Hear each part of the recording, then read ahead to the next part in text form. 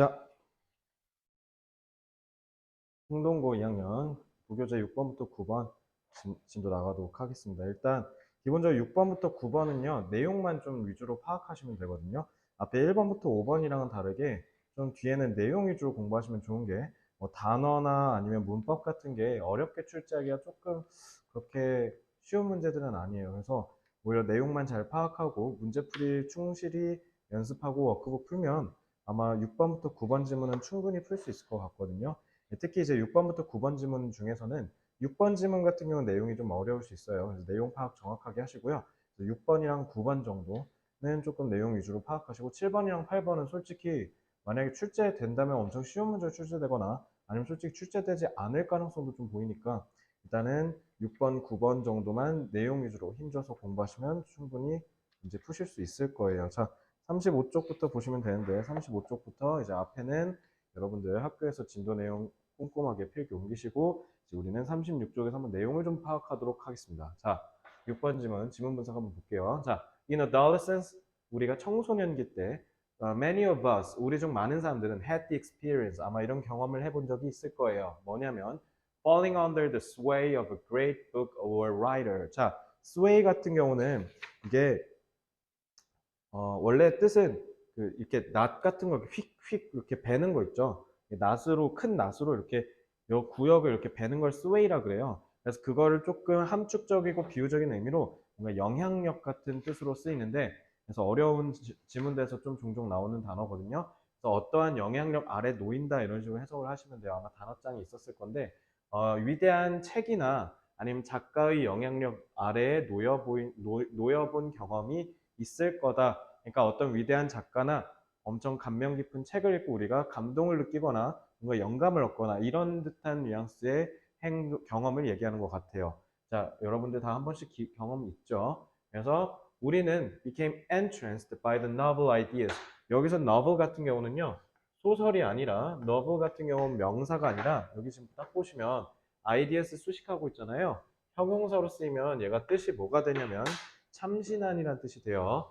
소설이 아니라 참신한으로 읽으셔야 합니다. 그래서 이러한 신선한, 참신한 생각에 의해서 우리는 entranced, 뭔가 이렇게 빨려 들어간다는 뜻이야. entrance 같은 경우는 입구란 뜻이잖아요. 동사로 쓰면 뭔가가 이렇게 들어가다. 그러니까 우리가 어떠한 것에 매료되어서 빨려 들어간다는 느낌을 해석하시면 돼요. 그래서 우리는 이러한 새로운 생각들에 매력을 느낀다라는 겁니다. 이 매력을 느낀다라는 게 결국 영향력 아래 놓인다는 것과 같은 얘기죠.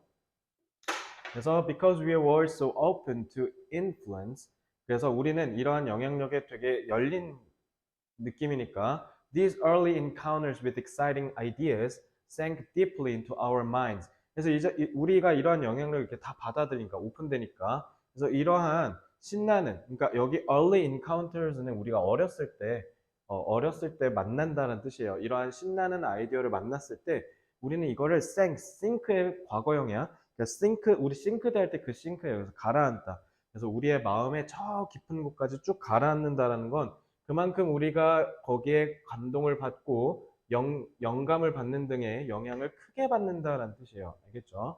그래서 그거는 결국 우리 became part of our own thought processes. 우리의 생각 과정의 한 부분이 되고 그래서 우리를 10년이 지나서도 계속 영향을 끼친다라는 거죠.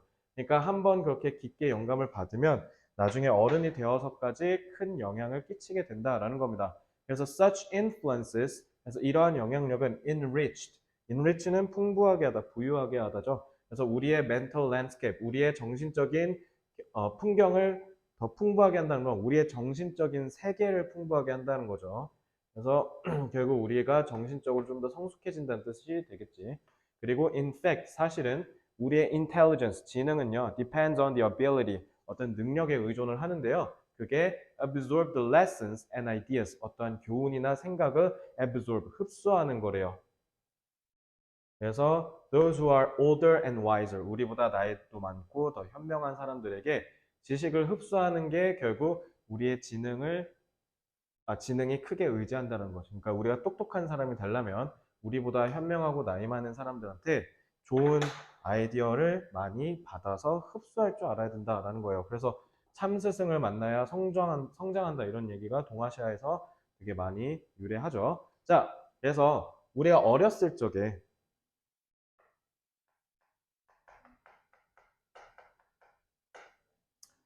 위대한 작가나 책에 감명받아 오랜 시간이 지나도 영향을 끼치는 훌륭한 교훈과 훌륭한 판소가 이상하네. 훌륭한 교훈과 생각을 얻게 된다. 이렇게 요약할 수 있겠죠. 자, 어렸을 때, 우리가 어렸을 때요. 우리가 어렸을 때는 위대한 작가나 책에 쉽게 감명을 받고 그 생각이나 아니면 뭐 그런 작가들에게 존경심을 느낀다는가 그러한 긍정적인 생각이나 감정을 느끼면서 우리는 시간이 지나도 쭉 오랫동안 영향을 끼치는 뭔가 내 인생의 교훈이 되고 모토가 되는 그러한 생각들을 좋은 사람들한테 받아서 배운다라는 겁니다. 쉽죠? 한글로 푸니까. 그러니까 한글로 이렇게 추상적인 소재를 영어로 풀어낸 지문들이 모의고사에 되게 많이 나와. 그러니까 당연히 내신에서도 사람 각광받을 수밖에 없겠지. 그래서 요거는 내용을 제대로 이해하셔야 돼요. 그래서 내용을 제대로 이해했니와 관련된 중심 내용을 물어보는 시험 문제가 출제될 가능성이 굉장히 높습니다. 원래 빈칸충으로 나왔었으니까. 근데 이제 여기서 반전이 일어나. 그러니까 반전. 그러니까 이 얘기하려고 한 게 아니야. 우리가 어렸을 때 이런 훌륭한 사상이나 생각에 영감을 받아서 좋은 사람이 된다. 이 얘기하려고 한 게 아니라 근데 just as the body tightens with age. 타이튼이 이렇게 타이트해지다, 이렇게 빽빽해지다라는 뜻이잖아요. 근데 우리가 나이가 먹음에 따라서 우리의 신체가 쉽게 얘기하면 이게 뭐냐면 조금 이렇게 나이가 듦에 따라 노화가 생긴다는 거야. 쉽게 얘기하면 신체가. 그러니까 우리가 나이가 들면서 신체가 노화가 되면서 하지만 그러나 so does the mind. 우리의 마음도 마찬가지로 노화가 온다라는 뜻이에요. 그러니까 지금 계속 정신적인 얘기 했으니까 당연히 몸 얘기할 건 아니었던 거고 신체 얘기하는 게 아니잖아요. 당연히 우리 정신적인 얘기를 하는 건데 우리의 정신도 마찬가지로 타이튼해진다. 그러니까 뭔가 노화가 된다라는 뜻이에요. 그래서 and just as our sense of weakness and vulnerability. 자, 그래서 우리의 약점과 취약성의 감각이 우리가 배우기를 동기부여를 배우도록 동기부여를 시켜준다. 그러니까 여러분들도 마찬가지 아닙니까? 이 강의를 듣는 이유가 뭐예요? 아직 여전히 영어를 하기에는 본인 스스로 독학하기엔 조금 부족함이 있고 그렇지만 시험도 잘 보고 원하는 대학에 가고 좋은 어른이 되고 멋진 삶을 살기 위해서 미래를 준비하기 위해서 지금 여기 앉아서 그 개고생하시는 거 아니에요? 솔직히 그죠? 그러니까 우리가 지금 아직 여전히 공부를 잘 하지 못하고 뭔가 아직 여전히 취약하니까 그게 바로 어렸을 때겠지. 그지? 나이가 듦에 따라 이제 지식이 쌓이고 경험이 쌓이고 하면 힘이 생길 거 아니에요. 그러니까 어렸을 때는 이런 것들이 결국 배우도록 한다는 거. 오히려 우리가 인간이 나약하고 취약하니까 배울 용기, 배울 동기가 생긴다는 거야. 근데 반대로 이제 나이가 듦에 따라 우리의 creeping sense, creep은 서서히 스며든다는 뜻이야. 그래서 sense of superiority. 이제 나이가 먹으면서 이제 사회적인 성공도 누리고 지위도 생기고 막 이럴 거 아니에요. 막 회사에서 부장도 달고 뭐 과장도 달고 차장도 달고 막 그럴 거 아니야. 그러면서 이제 superiority 이거 우월함이라는 뜻이죠. 이 우월함이라는 감각이 이렇게 서서히 우리한테 스며들면서 천천히 우리가 어떻게 된다? 새로운 생각을 차단하게 된다라는 거예요. 그러나 나이가 들면서 한 번에 그러는 거 아니야. 점차 30, 40, 50 이렇게 나이가 들면서 점차 우월의식이 마음속에 스며들고 그에 따라 새로운 생각을 차단시켜 버린다는 거예요. 자, 쉽게 얘기하면 이거죠. 나이 먹고 꼰대 된다라는 거예요. 나쁘게 얘기하면. 그죠? 너네가 이제 막 기성세대라고 하죠. 그래서 뭐 우리 어머니 아버지 같은 이제 부모님 세대 내지는 할머니 할아버지 같은 이제 조부모 세대. 그러니까 대한민국이 참 신기한 나라야. 이제 우리나라가 드디어 경제적으로 사회적으로 어느 정도 선진국의 지위를 인정받고 있어요. 전 세계적으로. 분명히 제가 한 중고등학교까지만 해도 아직 대한민국은 선진국까지는 아니다. 그래도 나름 선진국 되기 전의 나라들 중에서는 꽤 그래도 나름 잘 사는 나라다. 이런 평가를 받았고 실제로 한국 사람들도 다 그렇게 생각했어.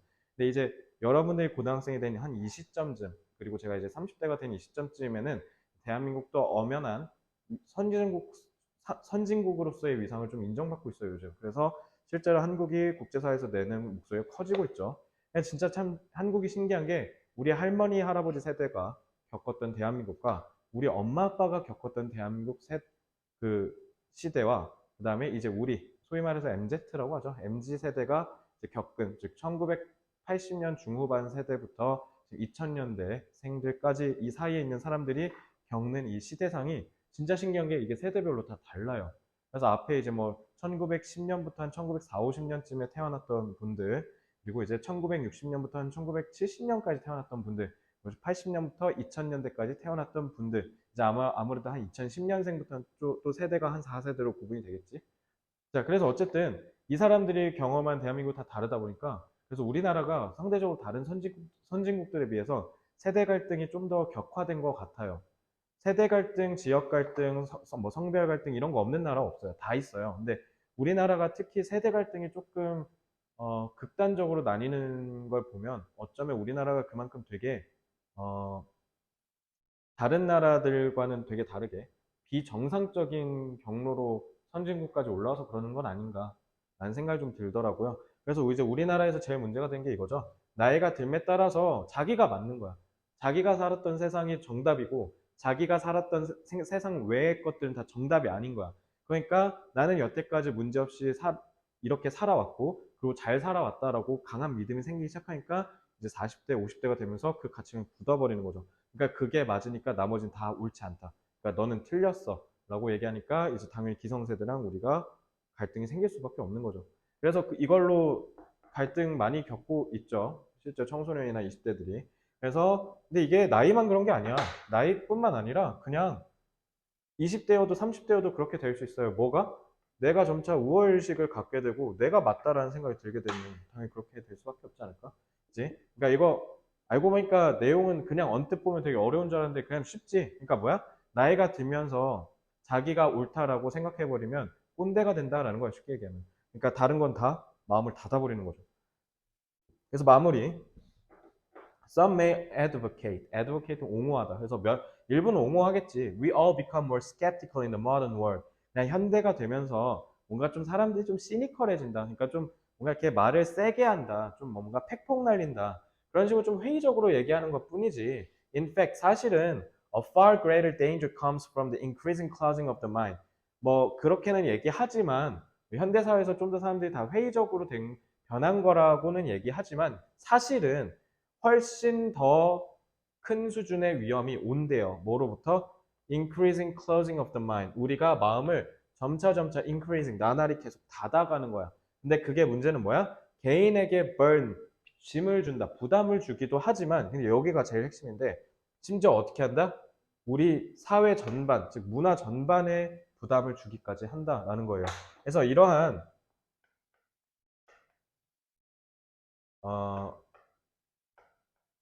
마음을 닫는 행위가 개인뿐만 아니라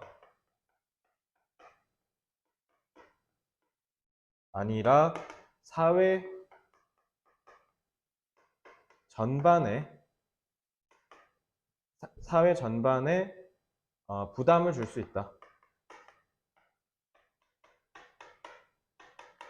그러니까 요것도 중요하죠. 그러니까 개인마다 부담을 주는 게 아니라 우리가 살아가는 사회 자체에도 부담이 된다. 그러니까 사회가 병들게 한다는 거죠. 쉽게 얘기하면. 알겠죠? 그러니까 모든 사람이 다 꼰대가 돼버리면 그 사회는 그러면 하나의 길로만 갈 거 아니에요. 인간은 다양성이 담보되어야 생존할 수 있는 동물이에요. 그러니까 우리가 서로가 서로를 돕는 거예요. 그래서 인간은 기본적으로 사회성을 갖고 태어난다는 얘기도 있죠. 그러니까 인간은 도와줘야 돼. 그리고 누군가에게 도움을 받아야 살아갈 수 있는 존재야. 그렇기 때문에 기본적으로 다양성이 담보가 되어야 인간은 그 다양성을 자양분으로 삼아서 계속 앞으로 나아가면서 발전할 수 있거든요. 목소리가 하나만 있는 사회는 당연히 건강하지 않을 거니까. 그러니까 마음을 나이가 들면서, 그러니까 여기서 핵심은 어렸을 때는 좀만 어, 선생님이, 그러니까 존경하는 선생님의 말에 귀 기울이고, 그 다음에 존경하는 작가가 쓴 책에 귀를 기울이는 이런 행위들을 많이 하면서 정작 이제 나이가 들면서 그 생각을 다 차단하기 시작하는 거죠. 새로운 걸. 그러니까 새로운 걸 배울 의지가 전혀 없는 거죠. 문제는 그렇게 되는 사람이 많아지면 사회까지 병들 수 있다라고 이렇게 이해를 하시면 됩니다. 제가 이렇게 내용을 계속 반복해서 말씀드린 이유가 이 지문은 내용만 정확하게 이해하면 충분히 문제 풀 수 있어요. 그렇기 때문에 여러분들이 내용을 꼭 제대로 이해를 하셔야 되고요. 다행히 한국 사람들도 내용을 이해할 수 있는 정도로 쉬운 소재니까 여러분들이 맞춰서 보시면 되겠습니다. 자, 문장도 간단하게 좀 볼게요.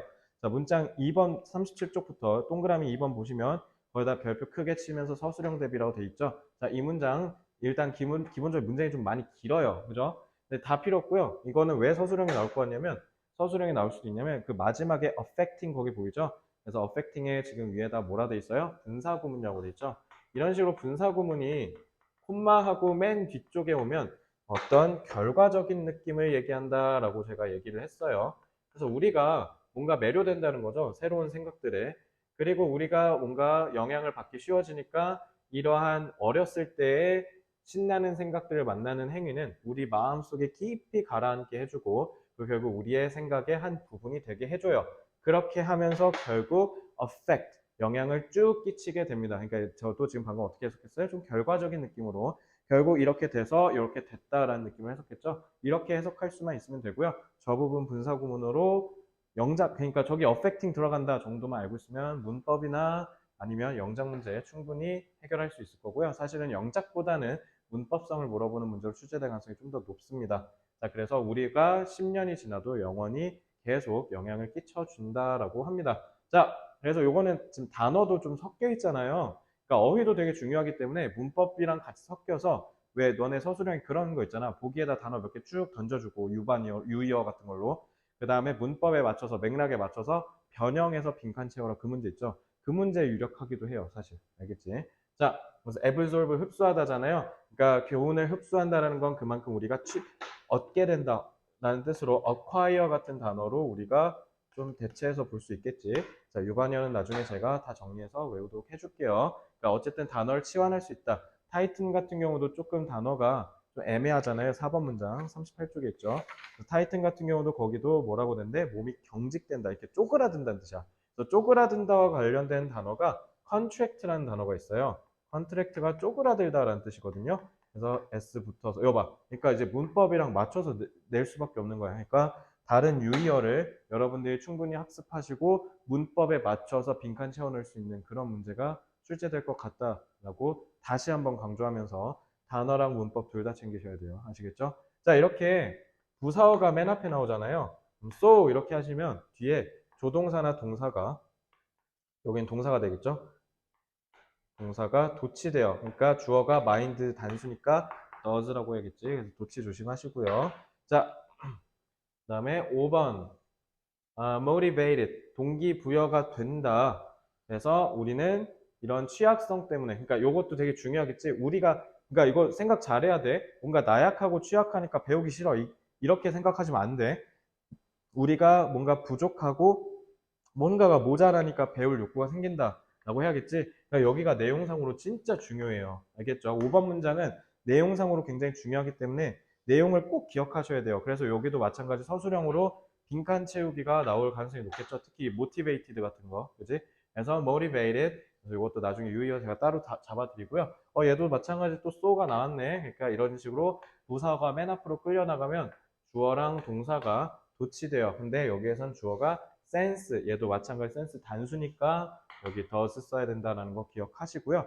close us off, close off가 차단시키다, 방해하다 이런 뜻이잖아요. 그러니까 막다, 차단하다 이런 것과 관련된 단어들 외워야겠죠, 나중에.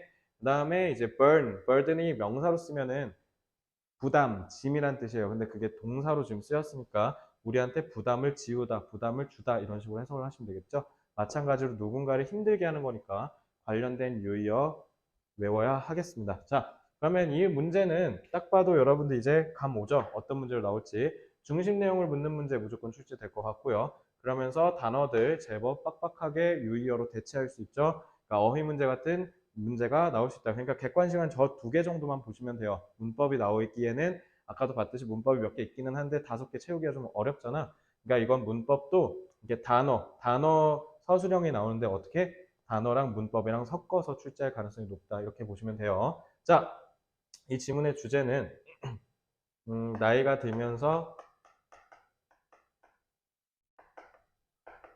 새로운 생각을 차단하기 시작하면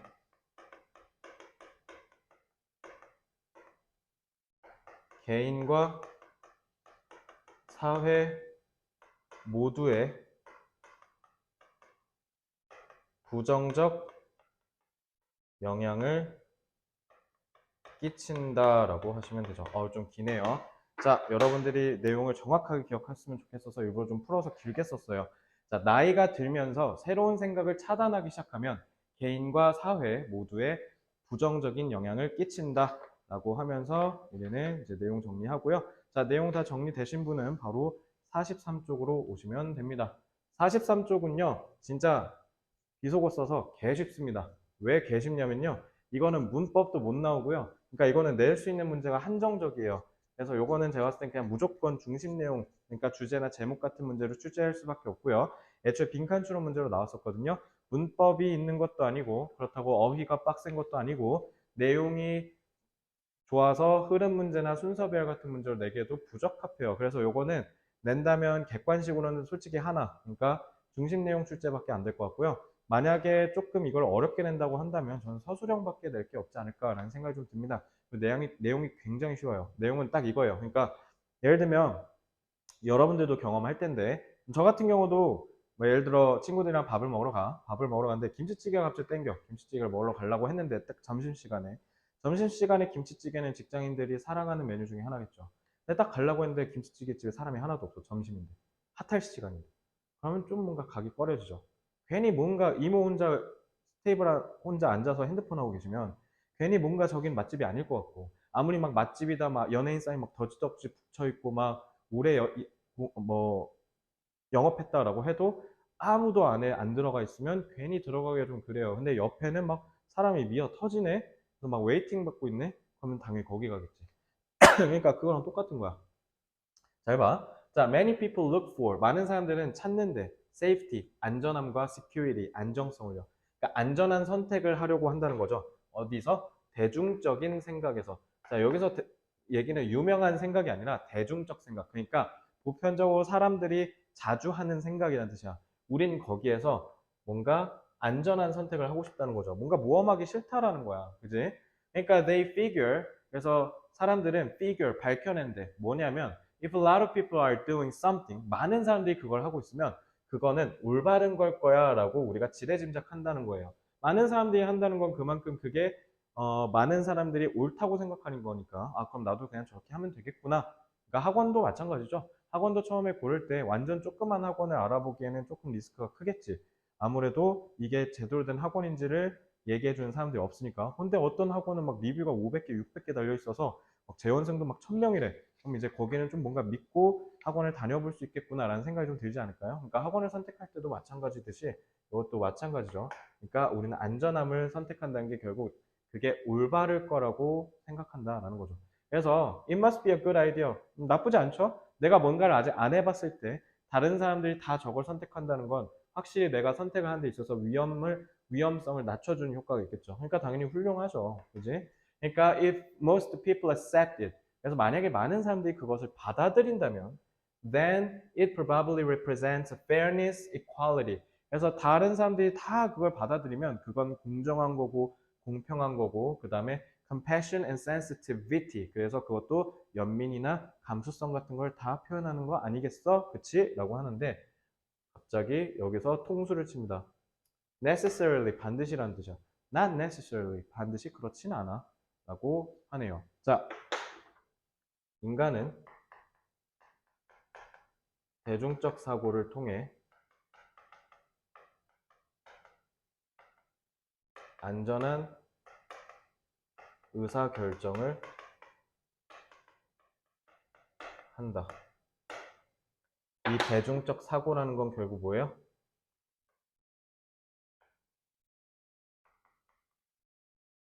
많은 사람들이 하는 결정. 그거를 따른다는 거죠. 그지? 문제는 이게 늘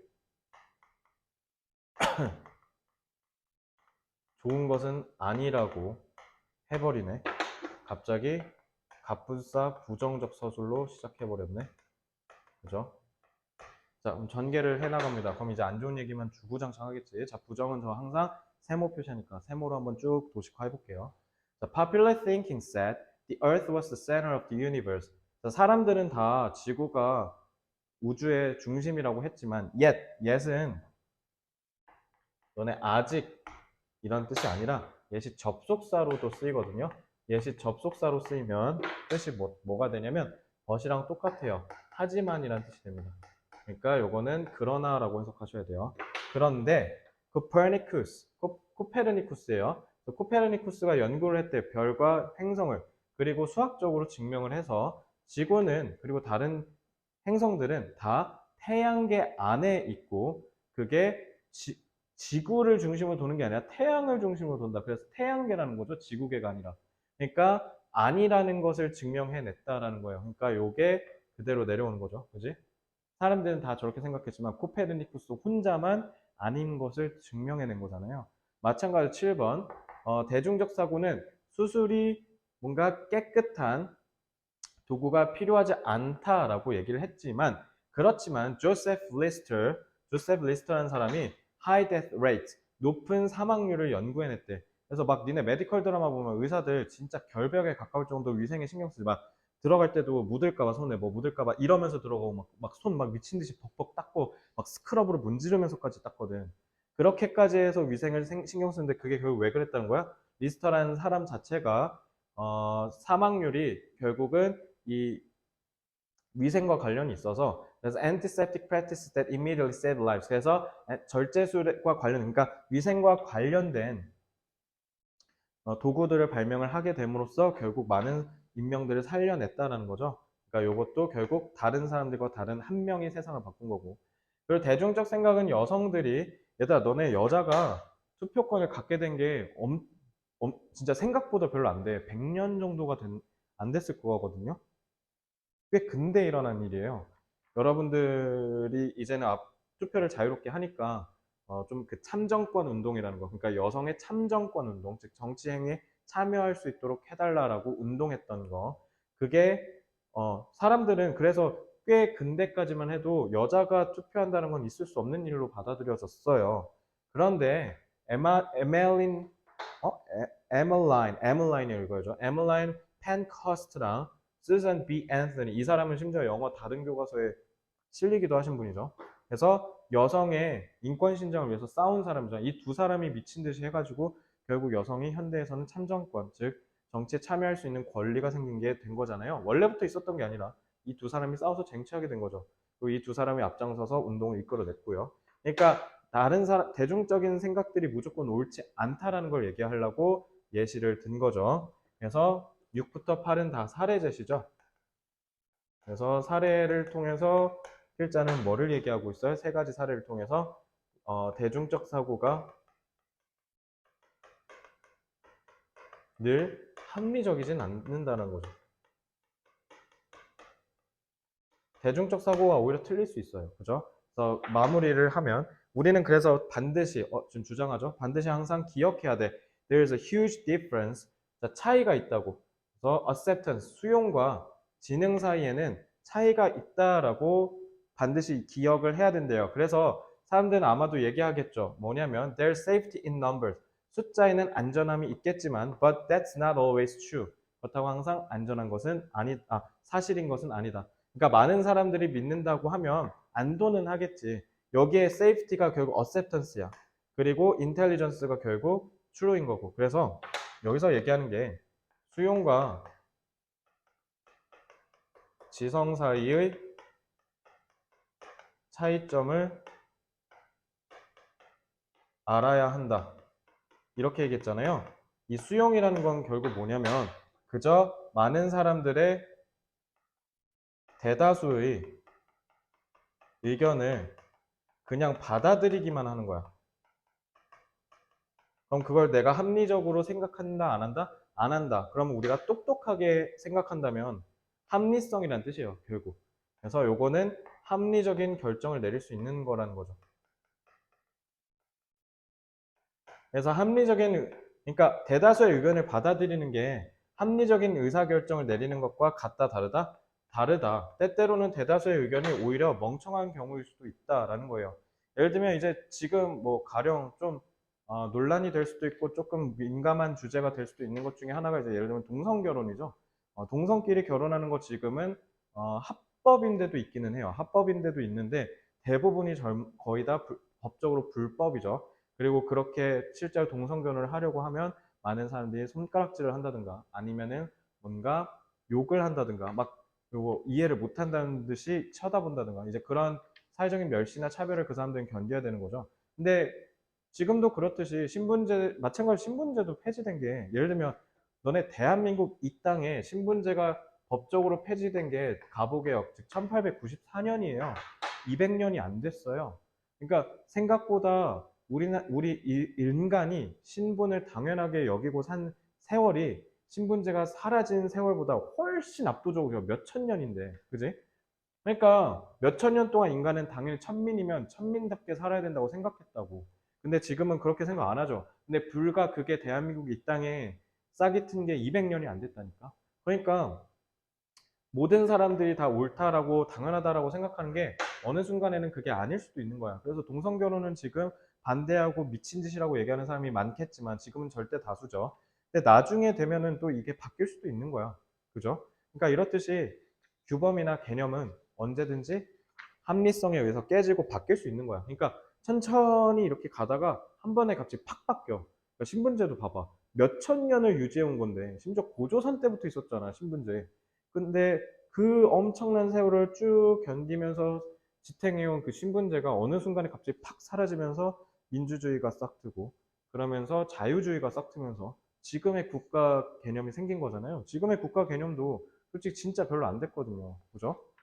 그래서 뭐 프랑스 혁명이라든가 영국의 명예혁명이라든가 이런 거 있잖아. 그런 시민으로서의 국가의 발전이 얼마 안 된 것처럼 앞으로도 이렇게 될 거라는 거예요. 그래서 중간에 예시 드는 부분이 문법성이 하나도 없어. 그냥 옛 그러나만 알면 돼. 그래갖고 이건 문법으로 출제하기가 좀 그럴 것 같아요. 그래서 여기 막 문장 다 분석은 써 있기는 한데 일단은 다 제끼고요. 그러니까 지금 우리 공부할 거 많잖아. 일단 핵심만 공부하면 돼요. 그래서 47조 그래서 최종 점검에 그 어떤 표시가 없는 게 표시를 제가 까먹은 게 아니라 표시할 게 없어서 안 한 거예요. 그래서 일단은 요건 내용만 기억하시면 돼요. 자, 그래서 7번 지문은 내용만 빠르게 정리합시다. 대중적 사고는 어, 반드시 합리적인 생각은 아니다 라고 정리하시면 되겠네요. 그죠? 그러면 요거는 중심 내용 정도가 출제될 것 같습니다. 나머지는 조금 애매하니까 기출문제 같은 거 풀면서 훈련을 좀 쌓아가면서 새로운 문제가 있으면 거기에 대한 대비를 하는 걸로 확장해 나가고요. 일단은 내용만 파악하고 빠르게 넘기셨으면 좋겠습니다. 자, 넘어갈게요. 자, 8번 지문. 8번 지문은요, 이거 저기 다른 학교에서도 냈거든요. 특히 이제 백마고도 너네랑 똑같이 지금 시험 빨리 보거든? 그러다 보니까, 잠깐만. 그러다 보니까 미리 앞에서 해설을 했었는데, 와, 이건 진짜, 근데 진짜 계속 해설하면 해설할수록, 솔직히 이거 어떻게 낼지를 모르겠어. 그러니까, 이걸 시험 문제로 내면 어떻게 나오려나? 그러니까 너무 쉬워가지고, 그러니까 이거를, 그러니까 애들한테 시험 문제를 그냥 냈다 점수하고 주려고 낸 건가? 라는 생각이 들 정도로 조금 걱정이 앞섭니다. 이거는 어떻게 나올지. 그러니까 또 이런 문제가 또 통수치거든. 막 갑자기 개헬 난이도로 가끔. 그래서 심지어 지문도 되게 짧잖아요. 뭘 내기가 좀 민망해. 내용도 조금 교훈도 없고 감동도 없고 재미도 없는 좀 그런 내용인데요. 일단 한번 좀 보세요. 자, 핵심만 좀 찝어드릴게요. 자, 여러분 택시를 운전하려면 면허가 있어야 돼요. 우리나라도 마찬가지고요. 그래서 택시를 운전하기 위해서 런던에서 영국 런던에서 그래서 면허를 따는 건 A person has to pass an incredibly difficult test. 엄청나게 어려운 시험에 합격해야 된대요. 그래서 실제로 영국 같은 경우 택시비 겁나 비싸요. 옆 나라 일본 같은 경우도 제가 도쿄 지난번에 여행 갔을 때 한 스타필드 저기 고향 스타필드에서 한 4년 정도? 4년 정도의 거리를 택시 타는데 7만 원 나왔거든. 그러니까 한국에서는 한 만 원, 15,000원 정도 나오는 거리가 야, 거의 7배야. 7만 원 나왔어. 7만 원. 근데 영국도 그에 못지않게 엄청 비싸요. 그래서 블랙캡이라 검은색 그 택시 있지? 블랙캡. 그게 이제 영국의 대표적인 상징하는 택시인데요. 그래서 그만큼 되게 어려운 시험을 얘네가 봐요. 택시기사 하려면. 그래서 영국에서 택시기사가 되려면 매우 어려운 시험에 합격해야 한다.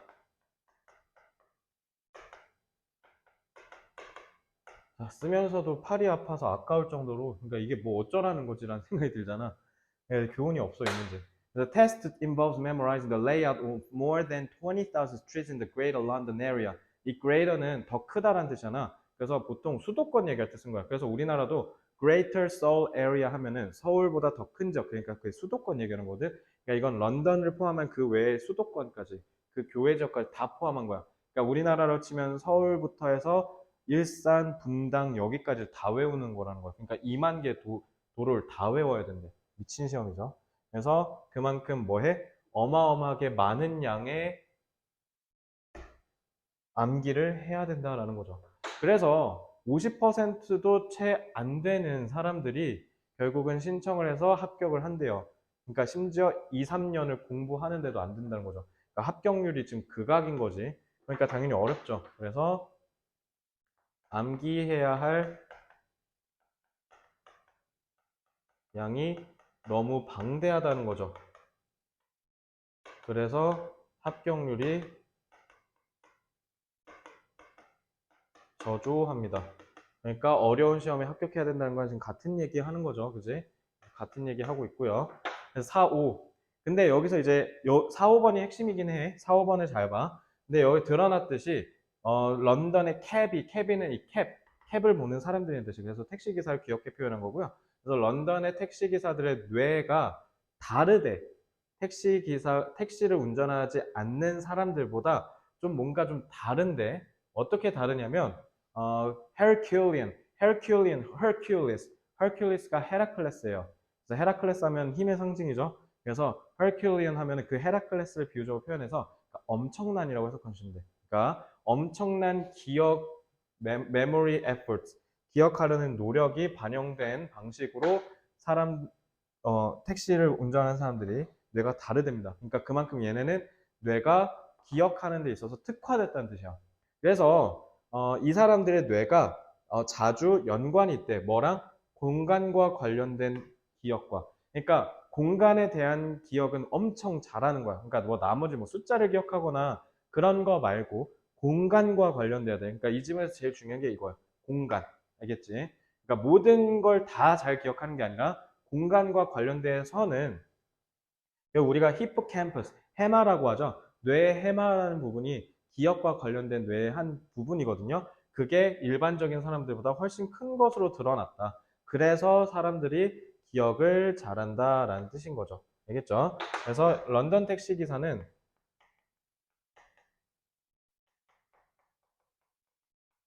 일반인보다 공간 기억을 하는 뇌의 부분이 더 크다. 그래서 뭐 한다? 공간에 대해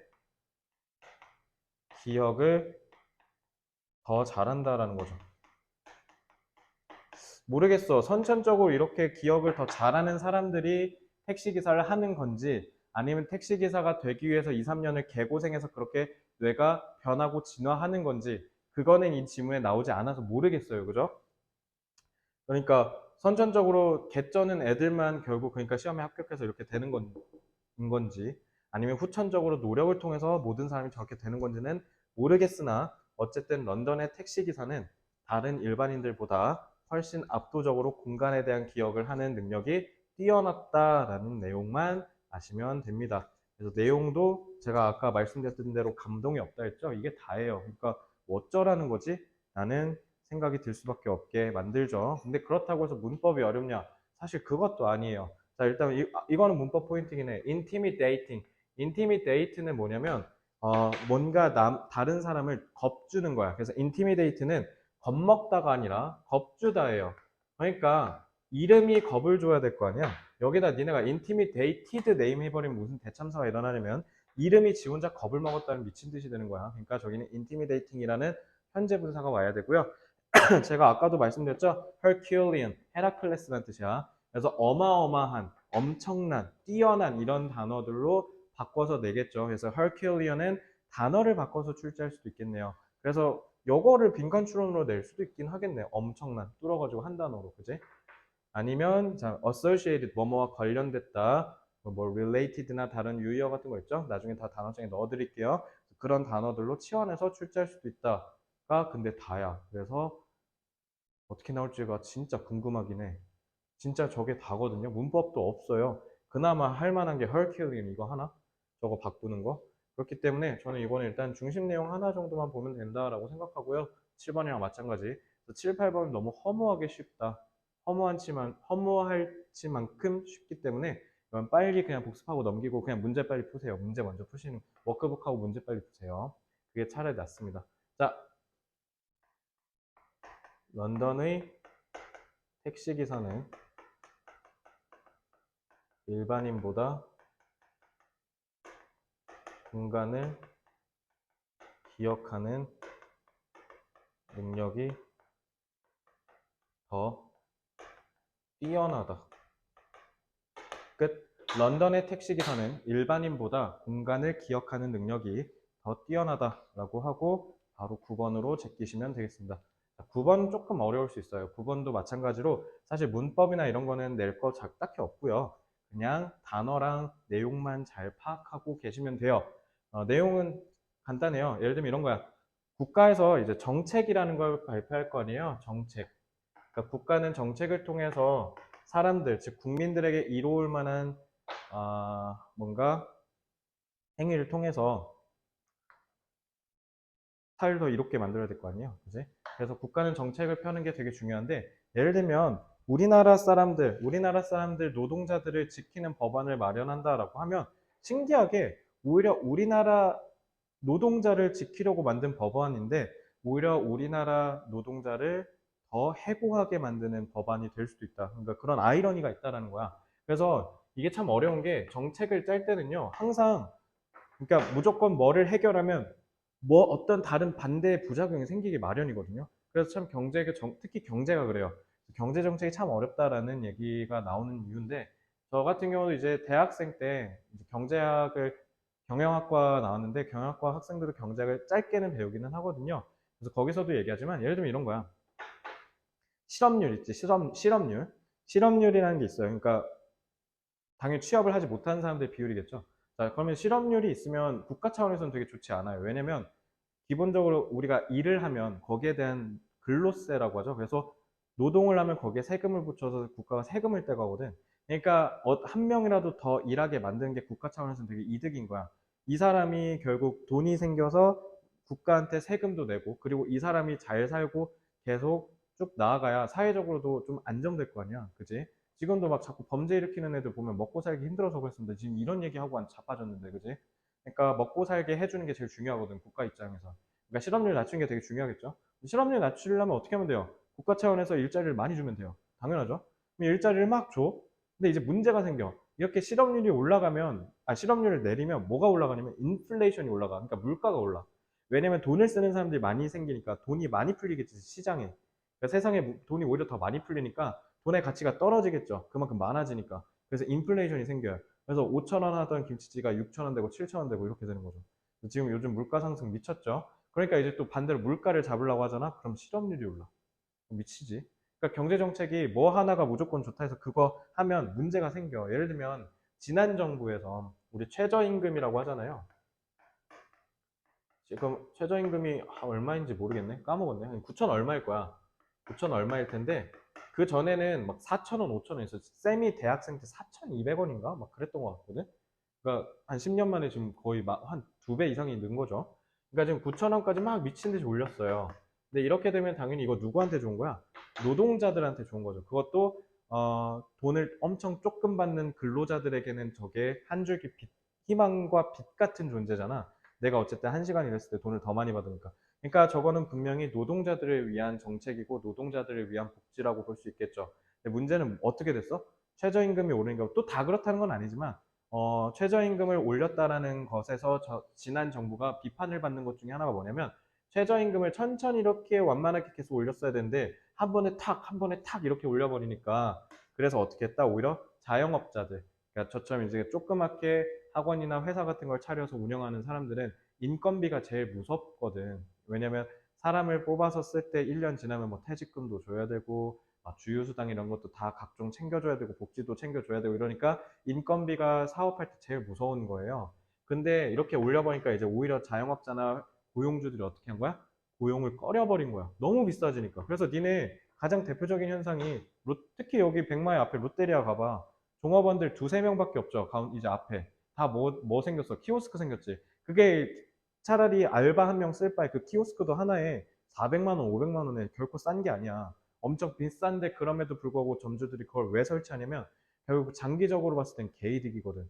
알바 하나 뽑아서 4, 500만 원이잖아. 그럼 그 키오스크 보니까 롯데리아 한 3, 4대 설치한 것 같던데 다 합치면 1200에서 1500 되잖아요.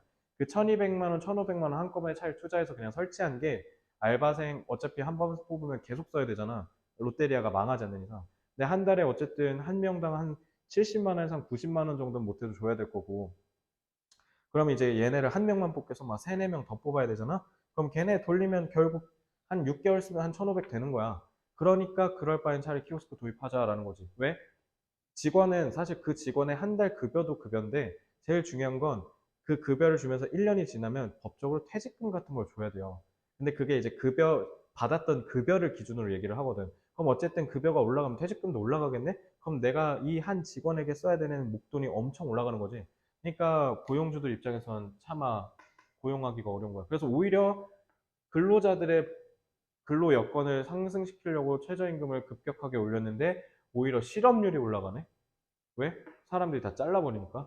그러니까 이게 양날의 검인 거예요. 그죠? 그래서 저것 때문에 지난 정부가 일정 부분은 비판받은 게 있어요. 너무 많이 급격하게 올렸다. 그래서 사람 쓰기가 너무 어려워졌다, 힘들어졌다. 그러니까 이것도 자영업자도 되게 힘들어지는 거지. 자영업자는 그럼 결국 다 자르고 자기 혼자 다 일해야 된다는 거잖아. 그러니까 자영업자는 죽어나는 거지. 자기가 혼자 다 일해야 되니까. 예전에는 직원 뽑아가지고 일을 했는데 이젠 그렇게 하기엔 금전적으로 부담이 되니까. 그러니까 참 여러모로 어려워진 거죠. 그러니까 누구에게도 환영받지 못한 정책이 되는 거죠. 이렇게 되면. 그러니까 그렇게 될 수 있다는 게 이 지문의 핵심이에요.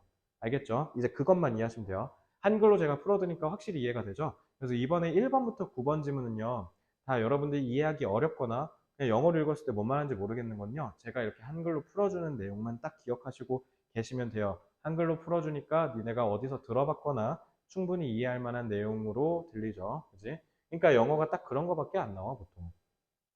자, 1번. When evaluating a policy. 자, 어떤 정책을 평가할 때는요.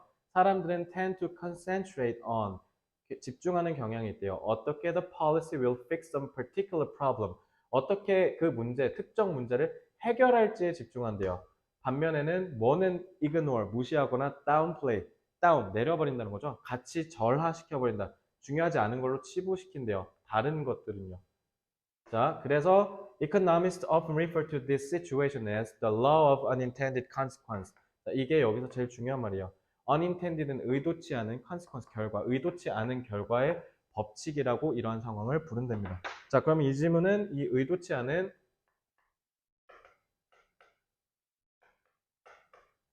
결과의 법칙을 설명하는 글이겠네. 그래서 이 의도치 않은 결과의 법칙은 뭐다? 어떤 정책이 정책을 이제 바꿀게요. 정책을 평가할 때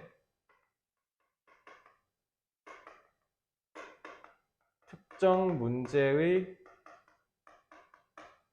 해결 가능성만 집중하고 나머지는 무시하는 게 의도치 않은 결과의 법칙이에요. 딱 봐도 이거 느낌이 부정적으로 얘기할 것 같지 않으세요? 그죠? 뭔가 나머지는 다 무시해버리니까 의도하지 않은 결과가 나오지 않겠어? 그지? 자, 전개를 통해서 이제 예시를 들고 있네. 자, 예시만 잘 이해하면 돼요. Suppose that you impose a tariff. tariff는 관세란 뜻이에요. 우리가 외국에서 저기 물건을 수입해 올 때 이 물건에 세금을 매기는 거야. 알겠지? 그 관세를 매긴다고 가정해 보면 imported 수입된 스틸 철강에 in order to protect 자 관세를 왜 붙여요? 자국에 철강을 만드는 사람들 지켜야 되니까 그런 거야. 예를 들면 이런 거야. 특히 중국이 저 철강 엄청 싸게 팔거든. 막 덤핑한다 그러지 보통. 그러니까 막 대량으로 생산해서 엄청 싸게 그냥 팔아버리는 거야. 그러면은 외국 그 우리나라에서 철강을 만드는 사람들은 다 죽을 수밖에 없지. 예를 들면 우리나라 사람들은 200원에 만드는데 예를 들어 중국제가 30원에 들어와. 이러면 우리 다 죽으라는 거잖아. 아무리 세금이 붙고 이렇게 해도 200원보단 쌀 거 아니야. 그럼 당연히 다 중국제 쓸 거 아니야. 그지? 이렇게 돼버리니까 그러려면 관세를 겁나 개빡세게 때리는 거죠. 그래서 200원을 넘겨버리게. 그렇게 하면 이제 우리나라 사람들을 지킬 수 있겠지. 이게 이제 관세를 부과한다는 뜻이에요. 그렇게 해서 사람을 지킨다는 거죠. 그럼 이 사람들의, 우리나라 사람들의 국내 스틸워커, 철강 노동자들의 일자리를 보호하는 건 결국 어떤 문제를 해결하는 걸 얘기하는 거네. 그지? 근데 만약에 너가 되게 엄청 높은 관세를 부과해. 그럼 그들의 직업은 실제로 보호는 되겠지. 뭔가 외국의 경쟁 기업들한테는. 그지? 아까 30원에 팔던 애들 220원으로 관세 때려가지고 올려버리면 당연히 지킬 수 있겠죠. 그럼 여기 만드는 회사들 거 제품을 살 테니까. 근데 문제가 있어. 의도치 않은 결과가 뭐냐면 일부 auto workers, 그러니까 철강의 일자리는 지켰잖아. 근데 문제가 생겨. 갑자기 자동차 근로자, 오토워커는 이제 자동차 생산직이 날아가는 거야. 자, 철강을 지켰더니 자동차가 날아갔어요. 미쳤죠? 자, 그러니까 이제 이게 의도치 않은 결과. 그러니까 다른 내용, 다른 영향력이 요거 얘기한 겁니다. 알겠죠? 자, 그래서 3번, 4번. 그래서 만약에 고관세를 부과한다. 그러니까 관세를 높게 부과한다는 뜻이야. 그러면은 특정 산업의 일자리를 보호할 수 있겠죠. 자, 이게 결국은 정책이고, 요게 뭐예요?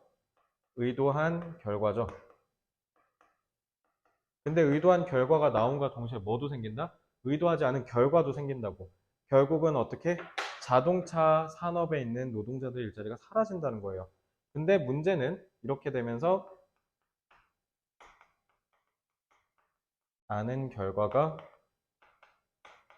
함께 발생한다는 거죠.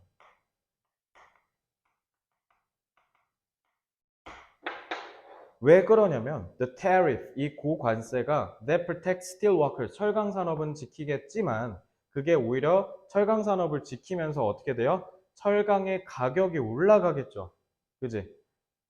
그러니까 철강의 가격이 올라간다는 건 결국은 어쨌든 관세를 매겼으니까 예를 들면 200원에 우리가 팔고 있어. 그럼 30원에 파는 애를 이제 220원에다 올려놓으면 어떻게 되겠어요? 당연히 사람들이 이거 사겠죠.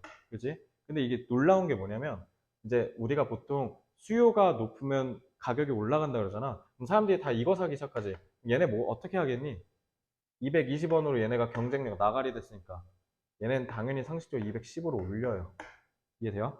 그러니까 관세를 올려가지고 외국 기업이 못 들어오게 하는 게 오히려 우리나라한테 좋은 게 아니라니까. 뭔가 우리나라 것이 짱이야. 그러니까 사람들이 다 우리나라 걸 쓰게 해야 돼. 라고 하면 상식적으로 그렇게 보면 1차원적으로 보면 맞는 말이죠.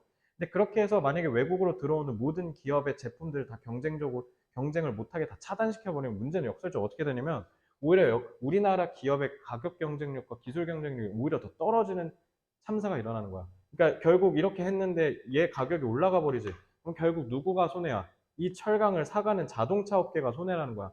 그래서 그 자동차가 원래는 그 전에는 1,000원에 팔았는데 지금 얘가 결국 10원이 올라갔잖아. 그럼 결국 얘도 결국 220으로 올라가면 똑같아지는 거네. 그럼 결국 1010이나 1020으로 올라갈 거 아니에요. 그죠? 그렇게 되면 어떻게? 결국 자동차를 파는 사람 입장에선 가격적으로 손해볼 수밖에 없는 거예요. 그래서 결국은 철강의 가격이 올라가니까 그러니까 어떻게 될 수밖에 없어요? 국내에서 자동차를 생산하는 국가들이 이제 그 가격을 올릴 수밖에 없겠죠. 그래서 결국 국내 자동차 제조업자는 가격을 올려야 돼요. 그렇게 됨으로써 상대적으로 외국 차에 비해서 근데 세상에 수입차는 1,000원이어서 예를 들면 1,010원이니까 1,001원에 팔았다 쳐. 뭐 극단적이긴 하지만 그러면 어쨌든 1원이라도 더 싸니까 이걸 사든가 아니면은 뭐 이게 좀 더 기능이 좋아서 1원이 높은 거라면 이거 사겠죠. 근데 이렇게 1,010원을 올라가 버리면 오히려 국내 기업이 해외 기업에 뒤처지는 꼴이 돼버렸네. 그러니까 이렇게 되니까 오히려 철강 지키겠다고 지켰더니 자동차 산업이 개박살 나는 겁니다. 그래서 이런 거 되게 많아요, 우리나라도. 우리나라 예전에 아이폰 오기 전까지 뭐 했어? 통신사에서 아득바득 와이파이 못 들어오게 막았잖아. 근데 아이폰 들어오면서 와이파이 다 뚫렸죠, 우리나라. 그전에 통신사들 개판이었어. 통신 기술은 다 막 엄청 후지고 막 다른 나라들은 와이파이 2006년, 2005년부터 막 와이파이 쓰고 있는데 우리나라는 와이파이 2009년부터 썼어요. 엄청 느리죠. 그러니까 결국 기술이 더 뒤처지는 거죠. 그러니까 당연히 외국 기업에 비해서 덜 매력적이니까 어떻게 될 수밖에 없어요? 그러면 덜 매력적이니까 차가 덜 팔리겠네? 그러면 기업 입장에서는 차가 덜 팔리니까 어떻게 할 수밖에 없어? 쌤이 경영학과 나왔을 때 얘들아 너네 매출이 있고 비용이 있어. 그럼 매출에서 비용 뺀 게 수익이잖아요. 그럼 잘 봐. 비용이 올라갔지. 그지? 그럼 수익이 줄어들 거 아니야? 예를 들면 기업이 수익이 줄어들 때 하는 제일 먼저 첫 행위가 뭔지 아세요? 매출 올리기? 아니에요. 매출 올리는 건 어려워요. 오히려 뭐 해야 되는 줄 아세요? 비용을 줄여야 돼요. 그래서 예전에 직원들에게 무료로 간식을 나눠줬으면 그 간식 다 없애버린다든가 이런 것부터 시작해, 기업은. 비용을 줄이는 것부터 생각해. 만약 기업은 수익이 줄잖아? 그러면 필연적으로 인건비부터 먼저 없애기 시작해요. 인건비가 제일 무서우니까. 인건비는 계속 드는 돈이거든. 그래서 기업 입장에선 최대한 줄이려고 노력하는 돈 중에 하나가 인건비예요. 그러니까 지금 차가 덜 팔리네? 그러니까 어떻게 할 수밖에 없어? 일자리를 줄일 수밖에 없겠죠. 그러니까 일자리가 날아간다는 뜻이에요. 그래서 의도하지 않은 결과가 함께 발생한다. 그래서 결국 그게 뭐 얘기한 거예요? 다른 산업의 일자리가 어떻게 돼? 위협받는 거죠. 그러니까 결국 이 지문에서 여러분들이 아셔야 되는 교훈은 뭐다? 정책을 함부로 평가하고 함부로 실행하면 안 돼요. 항상 어떻게 해야 돼? 의도하지 않은 결과가 있을 수 있으니까 좀 포괄적으로 심사숙고하면서 결정을 내려야 돼요. 그럼에도 불구하고 문제가 생긴 게 정책이거든요. 만약에 사회적 정책이 항상 늘 완벽하고 항상 늘 철저하면 지금 이런 사회 현상들이 문제가 왜 생기겠어요? 그죠? 그러니까 인간의 이런 사회적인 행동들은 다 불완전하기 때문에 항상 교정과 수정과 이런 것들이 반복적으로 이루어져야 된다라는 겁니다. 알겠죠? 자, 내용 확실히 빡세죠? 내용만 잘 기억하시면 돼요. 그러니까 이건 내용 물어볼 가능성이 높아요. 그래서 unintended, 의도치 않았다라는 단어 유의어 외우셔야겠죠? 그리고 that domestic automobile makers need to build their cars. 자, 이 that은 뭐냐면 the tariff that protects. 자, 이 that은 앞에 있는 tariff를 꾸며주는 주격 관계 대명사고요. 그 다음에 raises the price of the steel that domestic. 자, 여기 need 보면 need는 타동사죠.